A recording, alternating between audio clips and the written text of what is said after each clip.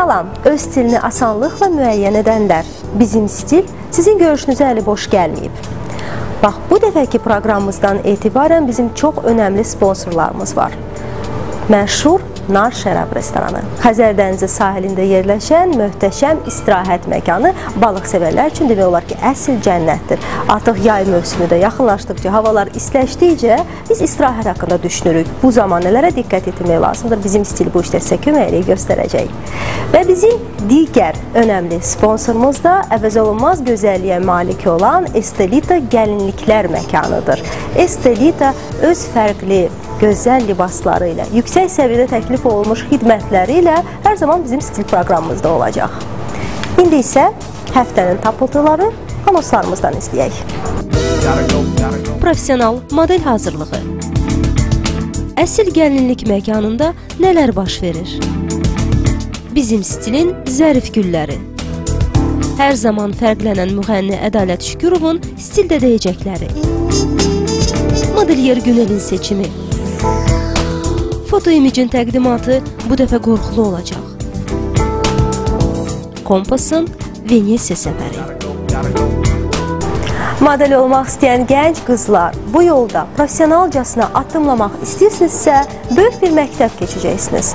Bunun üçün də stil proqramını izləyin, sizə əsl məktəbi nümayiş etdirəcəyik.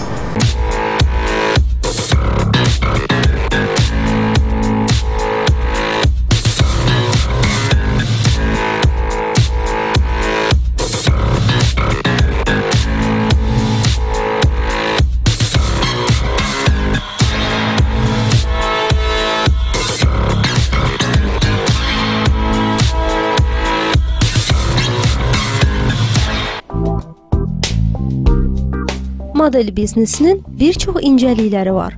Bu işə tam yiyələnmək üçün uzun müddət bu sahədə çalışmalı və müəyyən təcrübə əldə etmək lazımdır. Model agentliklərinin burada rolu çox böyükdür. Professionallar tərəfindən keçirilən treninqlər gənc həvəskarları peşəkar model olmağa hazırlayır. Beləliklə, öz gözəlliyinə, görünüşünə güvənən gənclərin bir çoxu biz bilirik ki, model olmaq istəyirlər. Və bu yolda da peşəkarcasına, profesionalcasına addımlamaq üçün müəyyən bir məktəb keçmək lazımdır. Və sözsüz ki, model agentliklərin rolu da burada çox böyükdür. Çünki onlar modelləri hazırlayırlar, müəyyən bir treninqlər keçirirlər və elə ona görə də, necə deyərlərsə, model biznesinin mətbəxini sizin üçün bir qədər açmaq üçün biz proqramımıza dəvət edilmişik stilist Siyamanı və onun profesional modellərini. Siyama, siz stil proqramında salamlayırıq, xoş gördük sizi. Ümumiyyətlə, sizin fikrinizcə profesional model nə deməkdir? Модель профессиональная, да? Вы все считаете о том, что... Hamı elə zənn edir ki, profesional model hündür və arıq olmalıdır. Amma bu sadəcə modeldir. Əslində, profesional model kamera qarşısında işləməyi bacaran və fotoğrafın, rejissorun tapşırığını tez bir zamanda yerinə yetirən olmalıdır. Выполнять задание той. O zaman profesional model olmaq üçün nədən başlamaq lazımdır? Profesionalizm, как и везде, приходит с... Profesionallıq hər yerdə olduğu kimi təcrübədən irəli gəlir. Hər çəkilişdən etibarən model daha da puxtələşir və özünə təcrübə toplayır. Bir sözlə, profesional model olmaq üçün kurs keçmək lazımdır. Вот это и наслаивается, это уже идет на профессионализм. Və sizin model agentliyinizdə treninqlər necə keçirilir? Вот сейчас я... İndi mən yeni profesional kurslar təşkil edirəm. Bu kurs Ukrayna Profesional Model Agentliyinin bizə lazım olan proqramı əsasında keçiriləcək. Yeri gəlmişkən, burada təkcə modellər üçün deyil, hər kəs üçün modellik, aktyorluq, vizaj dərsləri, etiket qaydaları və təbii ki, fotoqrafla işləmək üçün dərslər keçiriləcək. Uroki makiyajı, uroki etiki и, само собой, это уроки с фотографом. Olubmu ki, modellərə nə vaxtsa hansısa bir sərhədlər qoymusunuz? Преграда в том, что поправляться. Əlbəttə ki, çəkiyə nəzarət olunmalıdır. Çünki modellər gərgin iş günündən sonra yemək yemək istəyir.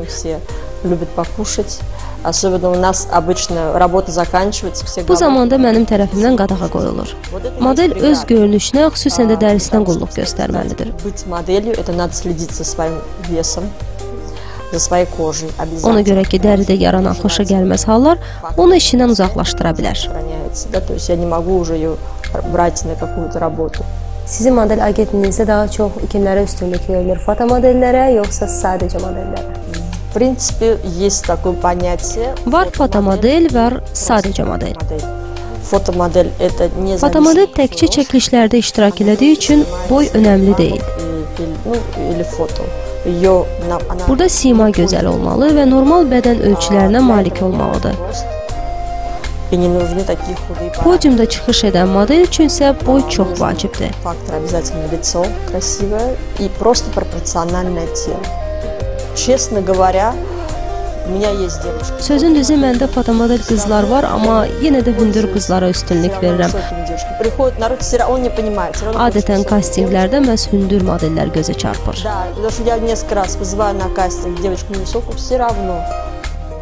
Bu yolda xüsusi təcrübə keçmiş modellər model biznesinin heç də asan olmadığını bildirdi.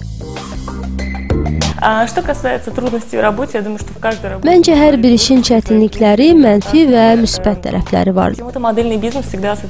Nəyə görəsə model biznesi kənardan asan görünür. Amma əslində modellik sadəcə podiumda gəzişməkdən ibarət deyil. Siyama xanımın dediyinə görə birincisi modellər böyük məktəb keçməlidir. Daha sonra uzun-uzadı çəkilişlər, aylarla davam edən hazırlıq prosesi asan başa gəlmir. Mənə gəldikdə isə mən bu işi çox sevirəm. Nə qədər çətin olsa da mən işimdən zövq alıram. Sözsüz ki, bu sahədə rəqabət olmasa, irəliləyiş də olmaz. Çox yarışmalarda olmuşuq. Məsəl üçün 2 il bundan qabaq İzmirdə bir yarışma oldu. 32 ölkə olduğuna görə orada həm də uğurluqlar olurdu. Mənim bir-iki ayaqqabım var idi ki, səhnəyə 1-2 dəqiqə qalmış çıxmaq lazım olanda ayaqqabılarım itdi. Yaxşı ki, köməyimə çatan oldu. Orada Türkiyədən bir qız var idi, Necda. O mənim köməyimə çatdı. Çox gözəl yarışma idi. Biz bu yarışmaya qatılandan sonra çoxlu nominasiyalar əldə etdik. 9 ildir model biznesində işləyirəm, Venera agentliyində. Uğurlarım çox olubdur, müsabiqələrdə çox iştirak etmişəm. Miss Turizm Malayziyada olubdur bu yarışma. Orada da uğurlarım yaxşı olubdur. Bir ay qalmışam Malazların arasında, İngilis dilində. Orada daha çətinliyim olubdur. Ən böyük uğurum Türkiyədə keçən il bugün nə giysəm yarışmasında oldu. Model olmaq istəyən gəncləri nəzərinə çatdıraq ki, bu sahədə təkcə istək deyil, peşəkarlıq da çox önəmlidir. Beləliklə söz verdiyimiz kimi sizi zövqlü xanımların və müasir gəlinlərin stili ilə tanış edəcəyik. Bütün bunlar məhz Estelita məkanında baş verəcək.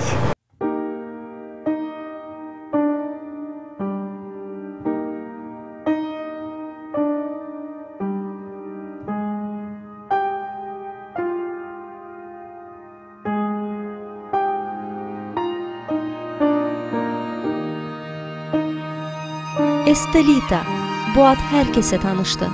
Artıq neçə illərdir ki, son dəbə uyğun zərif libasları və eyni zamanda dəbli gəlinlik modelləri ilə xanımların diqqətini çəkən Estelita hər bir rahatlığı düşünür.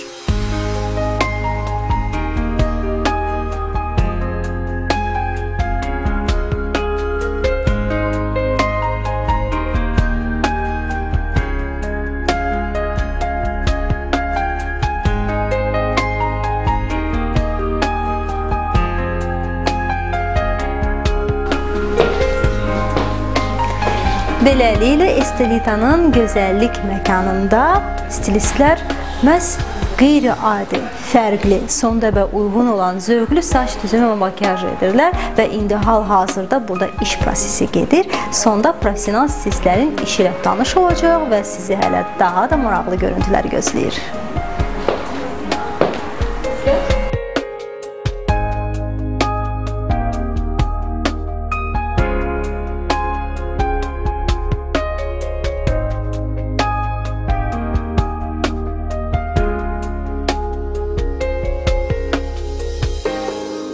Eyni məkanda gözəllik sahəsinə aid bütün xidmətlər professionallar tərəfindən təqdim olunur.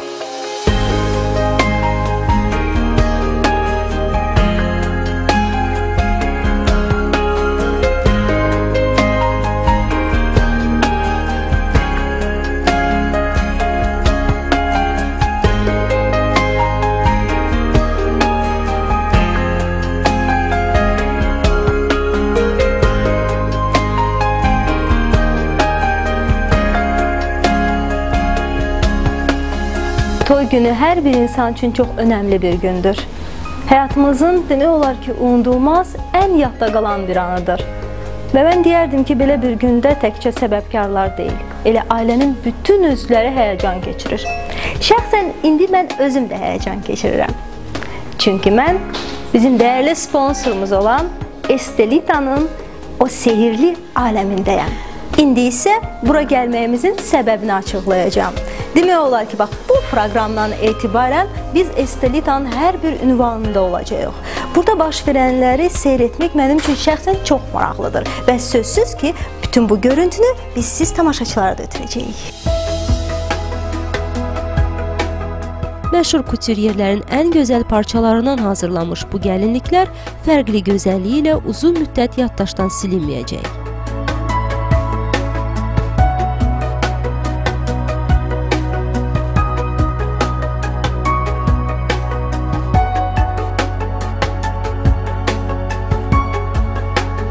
Eyni məkanda bəzənib, fərqli saç düzünü makyaj edib, geyiminizi dəyişib, rahat şəkildə yepyeni bir stildə tədbirinizə yollana bilərsiniz.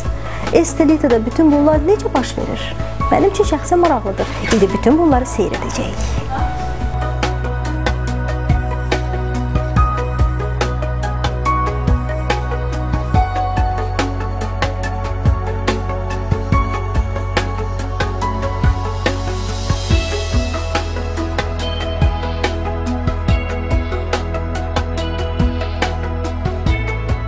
Toya hazırlaşan gənc qızlar professional stilist Stella tərəfindən məsləhət əldə etdikdən sonra istənilən modeli asanlıqla sifariş edə bilərlər.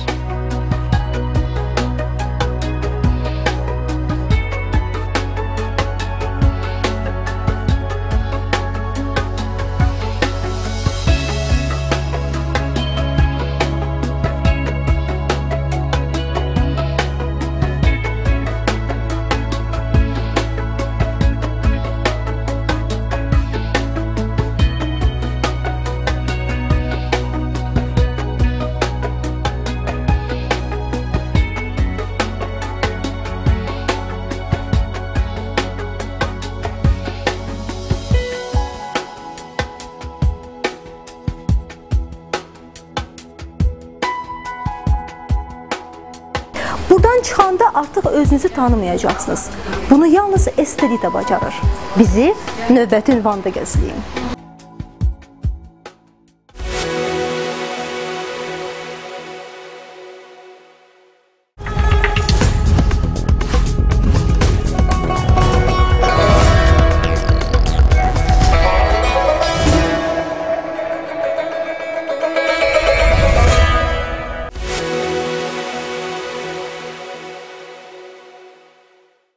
Xanımların ən sevdiyi hədiyyə, masanın gözəlliyi, rəssamların sevimli natürmortu, təbiətin bizə bəxş elədiyi bu gözəllik nə ola bilər? Sözsüz ki, güllərdir. Stildə gülləri izləyək.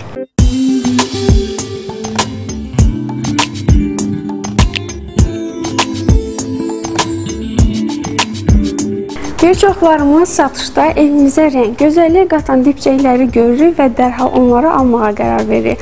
Amma bir müddət keçdikdən sonra güllərin yarpaqları saralmağa başlayır, çiçəkləri solur və artıq yavaş-yavaş ölürlər. Bu isə bizə çox pis təsir göstərir və beləliklə təbiət dostlarımızla vidalaşırıq və bir daha dibçək almamağa qərar veririk.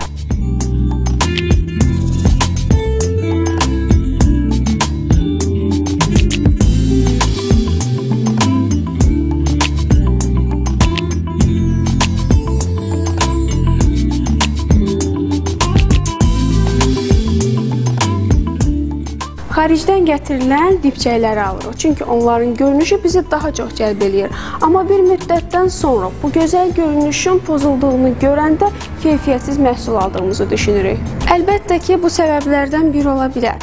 Amma bitkilərə qulluqla əlaqədar bəzi həssas nöqtələr var ki, bəlkə də onları bilmədiyimiz üçün yaşıl dostlarımızı itirdik. Elə bugün sizə bu haqda danışacağıq.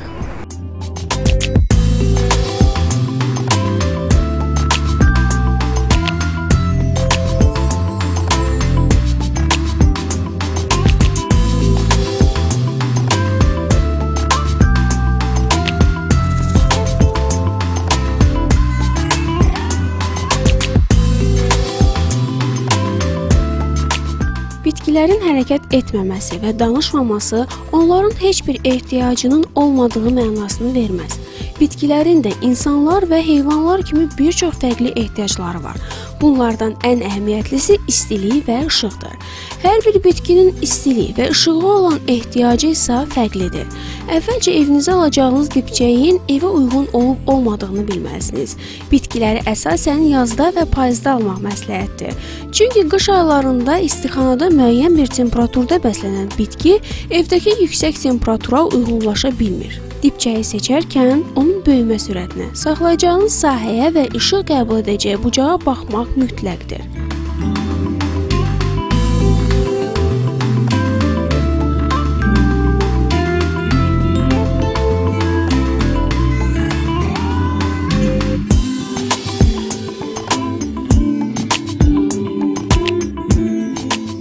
Bir çox bitki fərqli mühitlərdə böyüyər, lakin hamısının sevgi və qayğıya ehtiyacı vardır. Bəziləri böyüdükcə qabı ona dar gələr, amma sevgi və qayğı olsa əsla solmaz. Buna görə də şərtlər nə olursa olsun, onların qayğısını çəkməkdən usanmayın.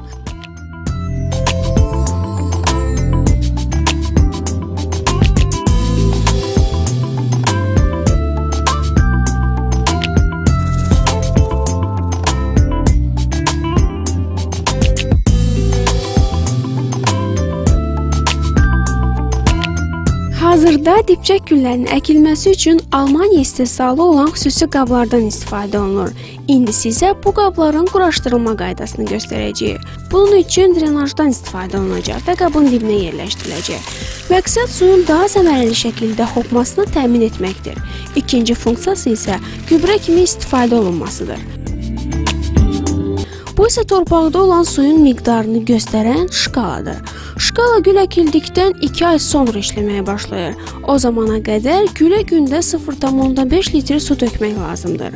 Şkala torpaqda olan suyun minimum və maksimum həddini göstərir.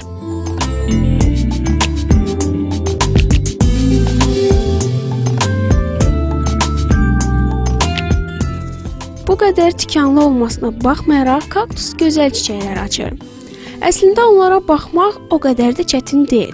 Kaktusların əsas düşməni rütubət və çox sulanmaqdır. İsti havalarda üzərinə su səpə bilərsiniz. Payızda verilən suyu yenidən azaldılmalıdır. Qışda isə xüsusilə soyuq yerlərdə saxlanılmalı və su verilməməlidir. Unutmayaq ki, kaktus digər çiçəklər kimi daimi su istəməsə də qayğıya ehtiyacı var. Axı o da canlıdır. Nə qədər sevgi ilə yanaşıb düzgün qulluq etsəniz, o da sizə gözəl çiçəklər verər.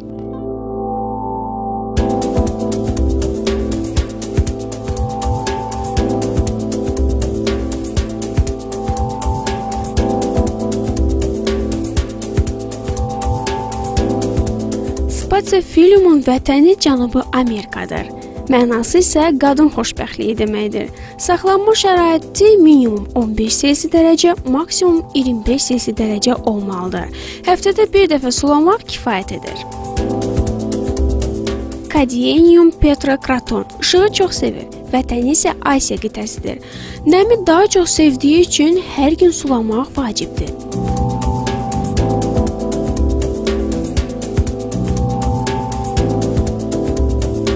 Orxideya və ya Phalaenopsis.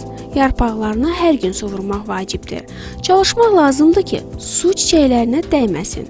Adətən ömürləri 7 il olur. Həftədə bir dəfə su verilməsi vacibdir. Suyun miqdarı isə qabın həcminə görə müəyyənləşdirilir.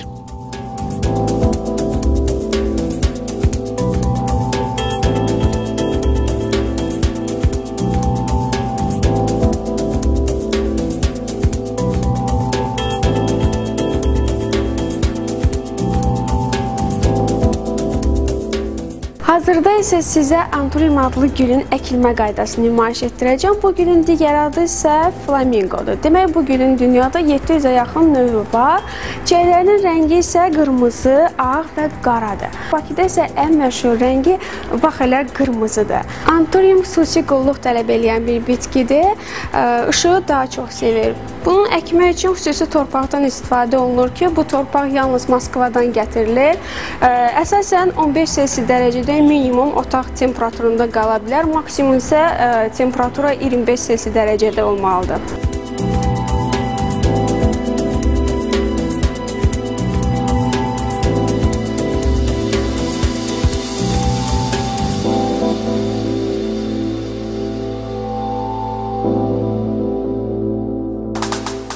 Mən sizə anturiumun əkilmə qaydasını göstərdim və hal-hazırda gülümüz hazırdır.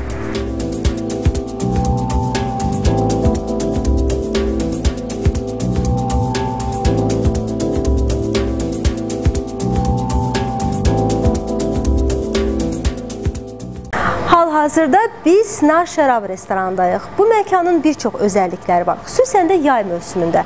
Əsl istirahət məhz dəniz kənarı gəzinti və ləziz təamlardır. Bu istirahəti bizimlə bölüşən, hər zaman öz fərqli stili ilə seçilən, tanınan müğənni, əməkdar artist Ədalət Şükürovdur.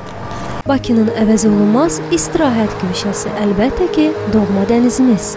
Qumlu, cınqılı dəniz sahilində gəzişmək, sakit dalğaların sərin mehindən zövq almaq və təmiz hava qəbul eləmək. Dəniz mövsümü üçün darıxanlar az qaldı. Yay istirahətinə yollamaq üçün artıq uzağa getmək lazım deyil. Dəyərli vaxtımıza qənaət edək və məşhur Nar Şərabın istirahət məkanına yollanaq.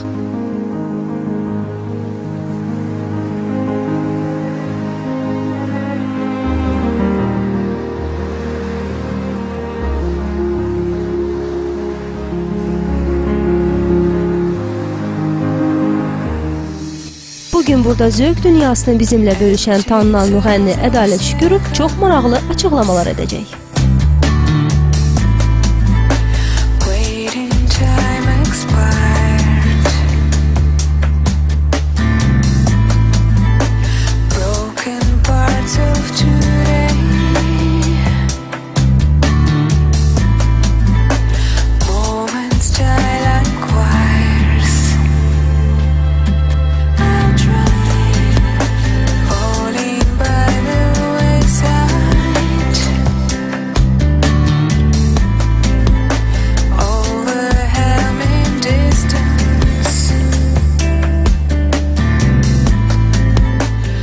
Ədalət müəllim, əvvəla təşəkkürümüzü bildiririk sizə ki, bizim dəvətimizi qəbul elədiniz, gəldiniz. Yəni sizinlə həqiqətən də həm söhbət olmaq çox xoşdur. Ümumiyyətlə başlayaq istirahətdən. Ədalət necə istirahət edir ümumiyyətlə? Bilirsiniz, istirahət eləməyi gərək bacarasın. Hər bir adam istirahət eləyə bilmir. Elə biz sizlə bayaq burada gəlişəndə mən onu deyirdim ki, məsəl üçün görsən ki, ailədir, gedir istirahət eləmək, özlərlə balaca uşaqlar götürür. İndi o balaca uşaqlarla sən necə dincələrsən? Ağlayır, eləyir, baxmaq lazımdır. İndi valideyn də istirahət eləyə bilmir. Nəticəsində də bir həftə qalırlar, qayıdırlar, elə bilə ki, istirahət eləmirlər. Bilirsiniz, mən bir dəfə də telekanalda onu demişəm ki, insan var, yəni şəhərlərdə istirahət eləmək xoşlayır. Məsəl üçün, Pariji gəzmək və yaxud Londona baxmaq. Məndə yox, mən aktiv istirahət, yəni təbiət olsun, gül, çiçək, meşə. Mən bax, okean, dəniz, bax belə istirahətə, aktiv istirahətə üstünlüyəm. O zaman nə qədər vaxt tələb olur ki, siz tam o enerji ilə təzədən işə başlayasınız? Əgər istirahət eləyirsənsə, 14 gün istirahət eləyərsən. Bunu artıq kitabda da var ki, ən azı gərək 14 gün istirahət eləyərsən ki, biraz özüvə gələsən. Bəs bu restoran sistemində necədir? Bəzən elə olur ki, əldən doğrudan da deyirlər ki, insanlar istirahət eləməyi bacarmırlar, çoxu. Yəni, gedir restoranda şam eləyib, bu da bizim istirahətimiz. Əslində, o da düzgün deyil. Və siz necə restoran mühitində, məsələn, dinlənə bilirsiniz? O, tamam başqa istirahətdir, romantik ola bilər və yaxud ailəvi oturmaq. Biri də var ki, insanlar gəlir və o yeyirlər və elə bilirlər ki, bunlar istirahət edir. Yox, yəni yemək artıq uca deyirlər ki, bu da bizim istirahətimiz. Bəli, yəni yemək lazımdır yaşamaq üçün. Ümumiyyətlə, qurmansınız siz yeməyə qarşı, yeməyə qarşı? Yox, mən qurman deyiləm, amma mənim, məsəl üçün, dostlarım var, hansılar ki, doğrudan da yəni hər bir dövlətə gedəndə oranın yeməyi baxmalıdırlar, necədir, onlara göstərirlər, onlar ləzzət alır, yemək istəyir, onu test eləmək istəyirlər, məndə yoxdur, yəni təsvir olsun ki, xaricə gedəndə görürsən ki, yeməklə çox böyük problem olur, açığı deyirəm sizə. Yəni yeni dad qətiyyən qəbul eləmirsiniz bu egzotik? Yox.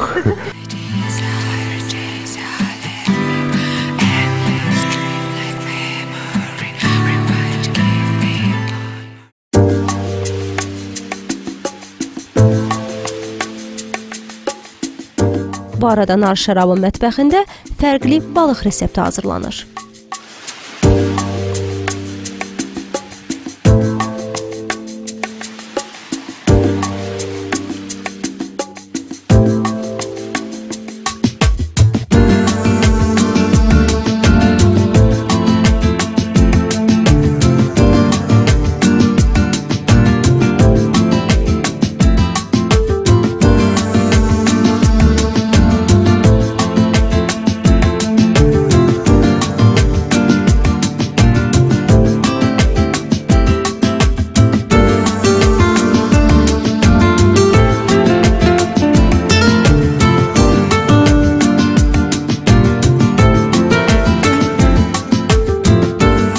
Buyurunuz, gördüğünüz gibi yemeğimiz hazırdır.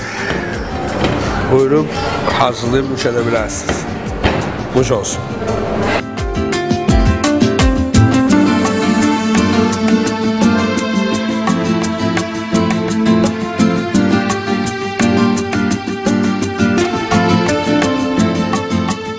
Çox sağ olunlar. Hər bir yeməyin yaraşığıdır və biz fəxr eləməliyik ki, bizim ölkədə nar bitir. Yəni, dünyada bir neçə ölkələr var, harada nar bitir. Bu ən gözəl. Bu da balıqdır. Deyirlər ki, ən gözəl aşpazlar etməz kişilərdən çıxır, amma hərdən zövqə görə insan özdə nəsə hazırlayır. Bilirsiniz, insanın həyatından belə deyək də, avtobiografiyasından çox şey yaşayır. Məsəl üçün, adam var, həmişə valideynlərin yanında yaşayıb, mamanın, papanın yanında. Adam da var mənim kimi, məsəl üçün, 6 yaşından çıxıb evdən və istər-istəməz hardasa yataqxanada qalıb və yaxud əskəridə olub, sonra təzdən gəlib hansısa bir ali məktəbin yataqxanasında. Orada məcbursan artıq nəsə özünə pişirəsən, ona görə ki, heç kim pişirmir. Nə hazırlayabilirsin? Və onda deyirsən ki, qurban olun mamanın pişirdiyi yeməklərə. Açığı deyim, hansısa yerə, başqa yerdən qonaq gedəndə kiminsə yeməyi çox çətindir, yəni. Qəbul eləmə. Türkiyənin bir çox köylərində olur da, indi insan tədbirə gedir və yaxud kimsə qonağı olur. Bir çox qədimi o köylərdə bir qabdan nəsə yemək ötürürlər bir-birlərinə. Nə var ki, bu ailədə istiqanlığı nümayiş edir. O da nədən? Niyə yemərəm? Əgər o, yəni, onu tələb eləyirsə mühüt və yaxud hansısa bir məkan, yiyərəm, niyə ki yox? Yəni, gözəl insanlarla bir yerdə o qabı bölüşdürmək qədim vaxtlardan elə ilə axı. Qədim vaxtlardan siz deyən bu bıçaq, çəngəl yox idi, ona görə də hamı əllə yeyirdi bir qabdan. Bax, bu da var. O vaxtda qablar belə saxsı qablar deyildi, taxtadan idi qablar. Ona görə də hər şeyin öz ləzzəti var. Sonda müğənni söz verdiyi kimi bizi təəccübləndirməyi də bacardı.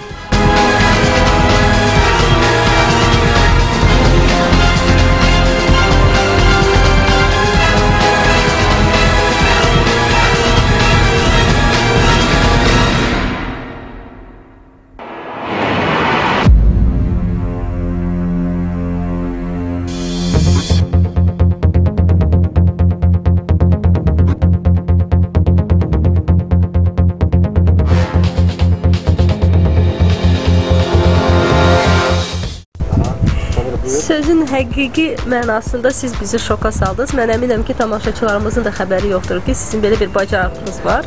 Bir illüziyadır, nədir bilmirəm. Bəlkə nəsə başqa bir bacarığınız var, xəbəriniz başqa o qədər var ki, amma indi biz süfrə arxasındayıq. Məsəl üçün, oturanda dostlarla onlar bir şey göstərib, yəni əlimin altında nə var, onu da göstərə bilirəm. Burada ecazkar dəniz mənzərəsindən zövq alaraq ləzzətli yeməklərdən də yeyə bilərsiniz.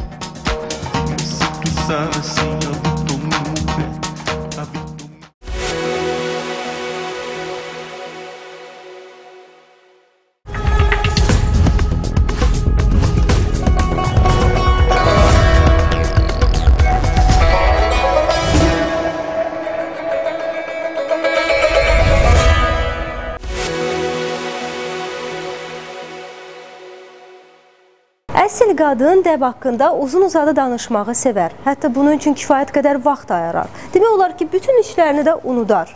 Biz bu böyük marağı nəzərə alaraq stildə modelyer məsləhətini təqdim edirik.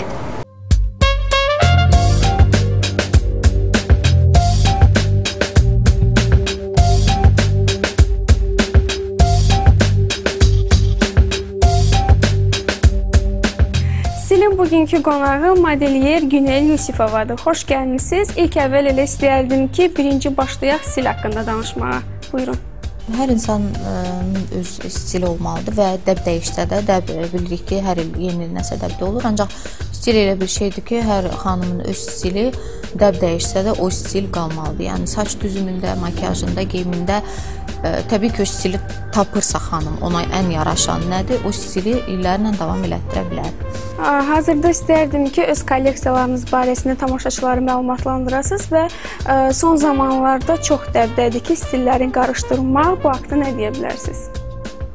Yeni kolleksiyamda yenə əsasən həmişə məndə olduğu kimi qaşlarla, Swarovski qaşlarla işləmələr və bu ilin, ötən ildə də bu ildə də çox dəbdə olan neon rənglərdir. Hansı ki, yayda daha çox istifadə olunur. Stillərin qarışana haqqında isə mən onu deyə bilərdim ki, ümumiyyətlə son illərdə tək stillər yox, bütün materialları qarışdırmaq çox dəbdədir. Tutaq ki, şifonu dəri bir pencəklə geymək, şifondan olan donu dəri pencəklə geymək, ya çox qalın bir materialdan olan geyimi çox incə bir materialdan olan, üstündən olan atılan bir pencəklə geymək. Yəni bu da stillərin, materialların qarışığıdır. Neon rəngləri deyəndə, əlvan rəngləri deyəndə xanımların ağlına cürbəcür əlvan rənglər gəlir. Təbii ki, burada necə etmək lazımdır? Color blocking ediriksə, əlvan rəngləri bir-birinə qarışdırırıqsa, bu sadə geyimdə olmalıdır. Misal üçün, qırmızı ya çəhrayı rəngdə, ya yaşıl rəngdə kofta geyindik, sarı rəngdə ayaqqabı geyindik. Bu zövqsüzlük deyil. Bu neçə illərdə tendensiyadır, color blockingdir. Sadəcə olaraq burada nəyə fikir versin xanımlar? Bu rənglər çox sadə olmalıdır və çox heç bir detallar olmamalıdır geyimdə. Yəni qırmızı oldu üstündə qaş olsun, sarı oldu üstündə kletkalar olsun, nə bilim çantanın üstündə nəsə olsun, tam sadə olmalıdır. Yəni yenə dediyim kimi, rəng əlvandırsa geyim sadə olmalıdır və ya əksinə geyim sadədir, üstündə detal ola bilər. Mütləq xırda nüanslara fikir versələr, bütün stilləri qarışdıra bilərlər, bütün istənilən ağla gəlməz bir şeyləri də qarışdıra bilərlər. Ancaq yenə dediyim kimi, o xırda detallara mütləq fikir verməlidirlər. Bu yayın dəbi haqqında nə deyə bilərsiniz? Çünki bu tamaşaçılarımız üçün də çox maraqlıdır. İkinci bir sualım olacaq ki, xanımlar qüsurlarını gizlətmək üçün nə etməlidir? Yayın dəbi elə bayaqdan dediyim kimi əlvan rənglər çox dəbdədir və bundan paralel olaraq pastel tonunda olan rənglər dəbdədir. Hitlərdən olan ağ-qara rəngin bir-birinə qarışması da hansı ki bir aralar yox idi, yenə var, dəbdədir. Və bir də dəbə gələn yeniliklərdən kletkalar, yəni dama-dama olan xallı geyimlər dəbdədir, xətlər olan geyimlər dəbdədir. Ancaq bunları xanımlar nəzərə alsın ki, nə qədər bu üstündə olan, tutaq ki, bu kletkalar nə qədər böyük olacaqsa, o qədər şahmat formasında ağ-qara, o qədər bədənə böyük həcm verəcək. Əksinə xırda olsa, bədəni daha çox yığacaq. Ümumiyyətlə, mən fikirləşirəm ki, kilolu xanımlar belə çox kontrast olan rənglərdən qaçmalıdır. Yəni, xırda-xırda xallardırsa, ağ-qara, qırmızı, ağ, bu daha da böyük həcm verəcək bədənə. Xırda olsa, lap xırda həcmdə olsa istifadə edir. Yayda xanımların corabdan istifadə etməsinə münasibətiniz necədir? Ümumiyyətlə, corabı seçərkən nələrə fikir vermək lazımdır? Mən bir şey demək istəyirəm ki, ümumiyyətlə corabsız gəzmək qışda da olar. Elə geyimlər var ki, ümumiyyətlə onunla corab geyinmək düzgün deyil. Qışda da, yayda da heç vaxt geyinmək lazım deyil. Bizdə belə bir fikir var ki, ümumiyyətlə corab həmişə geyinməlidir, geyilməlidir. Düzdür, ola bilər insanın qüsuru olsun ayağında, ya yanıq izi ola bilər, nəsə bir xırda ola bilər, nəsə problemlər, onda təbii ki, geyinməlidir. Ancaq əgər belə bir problem yoxdursa, mən əsas qeyd etmək istəyərdim cırıqlarla olan cinsləri. Onlar ümumiyyətlə corab nə yayda, nə qışda heç vaxt geyinmək olmaz və çox da böyük qüsur, yəni zövqsüz görünür. Ona görə də onlarla geyinməsinlər. Sonra bəzi geyimlər var, uzun, misal üçün geyimdirsə, böyük razrezi varsa o geyimin və biz onu açıq bir ayaqqabı ilə geyiniriksə, ucu açıq ayaqqabı ilə geyiniriksə, təbii ki, orada da corab olmamalıdır. Bu yayın dəbi haqqında nə deyə bilərsiniz? Çünki bu tamaşaçılarımız üçün də çox maraqlıdır. İkinci bir sualım olacaq ki, xanımlar qüsurlarını gizlətmək üçün nə etməlidir? Əgər xanımların mənə elə gəlir ki, çox maraqlandıran bir sual var. Boynu çox qısadırsa xanımların necə geyinməlidirlər? Çox boyundan balaca, dar, kip olan muncuqlar, aksesuarlar, kolyələr istifadə etməməlidirlər. Çünki o boynu daha da qısa göstərir. Ya çox bağlı geyimlər geyinməməlidirlər, boğazdan çox bağlı, ya vadalaskalar geyinməməlidirlər. Bunlar boynu daha da qısa göstərir. Əksinə V formasında olan kəsikli geyimlər, sinəsi açıq geyimlər isə daha boynu uzun göstərir. Bundan başqa çiyinlərdə problem olan xanımları mən demək istəyərdim. Kimin böyükdür çiyinləri, onlar çalışmalıdır ümumiyyətlə çiyin hissədə olan qaşlardan, nəzəri cəlb edən rənglərdən istifadə etməsinlər. Əsasən aksenti verməlidirlər, harda qüsur yoxdur bədənin hansı hissəsində, o hissələrə nəzəri daha çox cəlb etməlidirlər.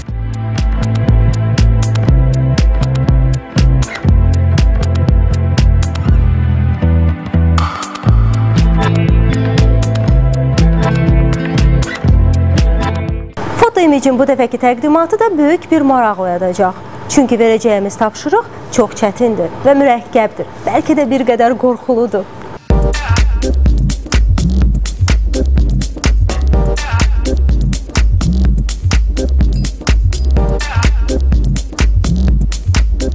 Foto imicin bu dəfəki təqdimatı da hər zamanki kimi çox maraqlı keçəcək.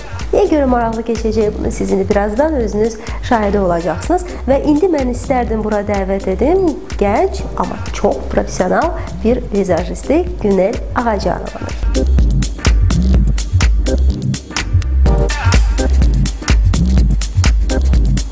Səni stil proqramında salamlayırıq və xüsusən də bizim foto image rubrikamızda, əgər sən stil proqramını izləmisənsə, bilirsən ki, bizdə foto image rubrikasında biz hər zaman fərqli obrazlar yaradırıq və indi də biz hal-hazırda dəniz kənarında yerləşən Nar Şərab restorandayıq və elə ona görə də bu mühitə uyğun olaraq biz istərdik ki, bir qədər real həyatdan uzaqlaşaq və qarşımızda dəniz quldurlarını görək. Məsələn, bunu necə reallaşdırmaq olar? Mən artıq beynimdə canlandırdım obrazı. Necə olacaq?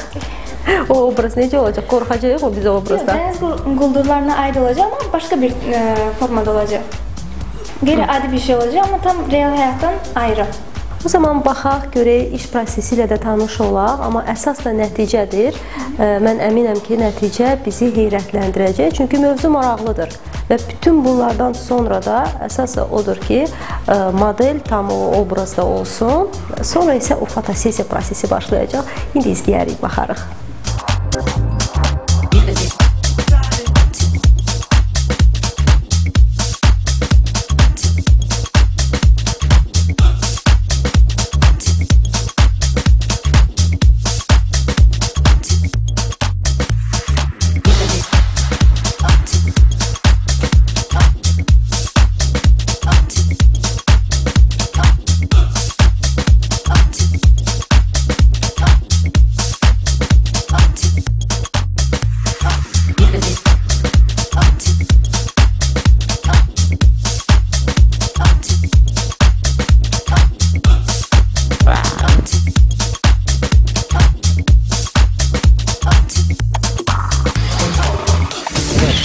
Fotoimicin ən maraqlı məqamına gəlib çatmışıq. Buradan bu prosesi izləmək də çox maraqlıdır. Tamaşaçılarımız mən bilirəm. Sözsüz ki, son nəticəni də görmək istəyirsiniz. Amma bir qədər səbirli olun. Çünki bu hal-hazırda bu Şahin Sərkərov bu fotosesiyanı sizin gözünüzün qarşısında keçirəcək və nəticədə də əldə olunmuş şəkillərə də baxacaq və bilinəcək ki, biz istədiyimiz əldə etdik, yoxsa yox.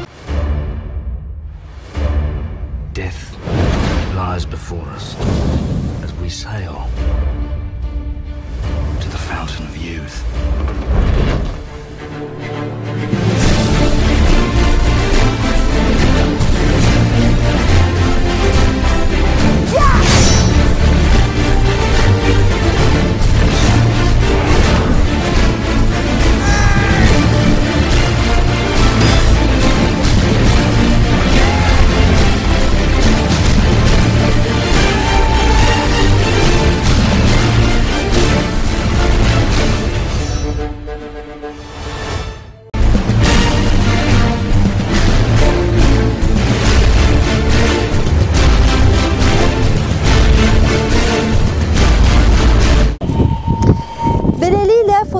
son mərhələsinə gəlib çatdıq. Gördüyünüz kimi bizim obrazımızdan da artıq fotosessiyası keçirildi. Mən burada təşəkkürümü bildirmək istərdim. İlk növbədə bizim vizajist Günələ ki, çox sağ olsun ki, bizim istədiyimizi yaratdı və bizim fotoqraf, professional fotoqraf Şahin Sərkərov da bu fotosessiyanı sizin gözünüzün qarşısında keçirdi və nəticədə əldə olunan şəkilləri də izlədiniz, gördünüz ki, biz istədiyimizi əldə etdik. Amma daha geniş şəkildə isə Showa saytında görəcəksiniz. Çox sağ olun.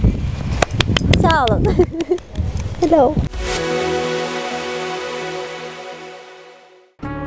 Venesiya.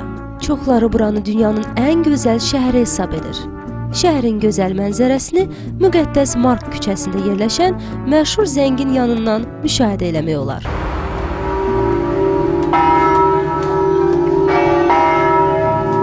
Buradan adaya gözəl mənzərə açılır.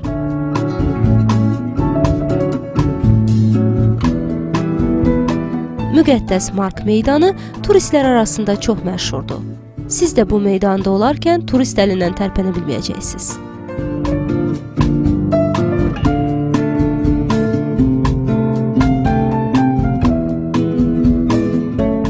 Napoleon buranı dünyanın ən gözəl salonu adlandırıb. Çünki Venesiya il ərzində xeyli sayda qonaq qəbul edir. Bu meydanda 1720-ci ildə fəaliyyət göstərən məşhur Florian kafesi, onunla üzbəüz isə bir qədər az məşhur olan Kvadra kafesini görə bilərsiniz. Müqəddəs Mark kilsəsi Venesiyanın təkrar olunmaz orta əsr memarlıq üslubunda tikilmiş tarixi abidəsidir.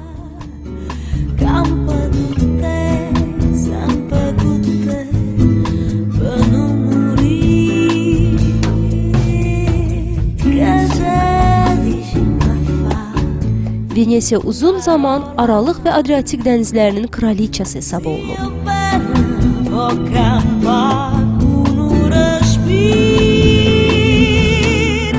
Bu gözəlliyi ilə yaxından tanış olmaq üçün gərək suya enəsən. Burada ən məşhur nəqliyyat Babaretto adlanan su tramvayıdır.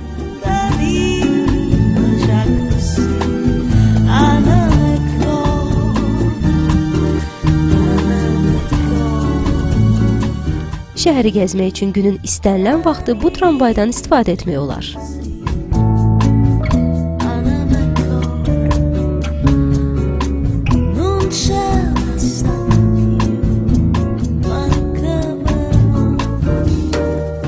Venesiyanın ən maraqlı musiqili divarı La Fenice teatrın divarları hesab olunur. Teatrın ətrafında demək olar ki, gecə-gündüz işləyən çox sayda kafe və restoranlar yerləşir.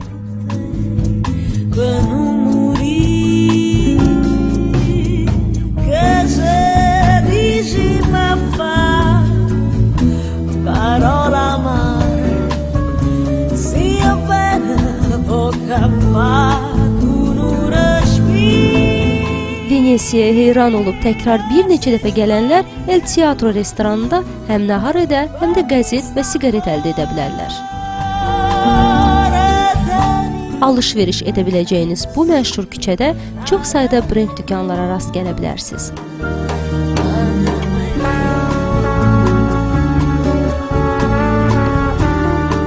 Pulu olanlar shopping üçün əla yer seçmiş olarlar. Onda qeyd edək ki, butiklərdən nəsə almaq heç də ucuz başa gəlmir.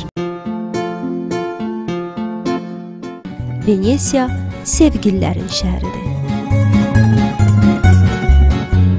Bu da son. Stil proqramının sonuna gəlib çatdıq. Mən bir daha xatırlatmaq istərdim ki, siz bizim bu dəfəki buraxılışımızı gördüyünüz bax bu gözəl məkanlar Şərab restoranının sponsorluğu ilə izləyirdiniz və digər bizim dəyərli sponsorumuz da hər zaman xanımların ürəyinə yol tapan Estelita gəlinliklər məkanıdır. Bizimlə bərabər olun, çünki gələn həftədə biz sizə ən maraqlı, ən dəyərli məsləhətlərlə görüşünüzə gələcəyik. Sonda mən təşəkkürümü bildirmək istərdim gördüyünüz libasa görə, Magora Botikinə, saçlarıma görə, makyajıma görə də InStudiya təşəkkürlər. Hələlik.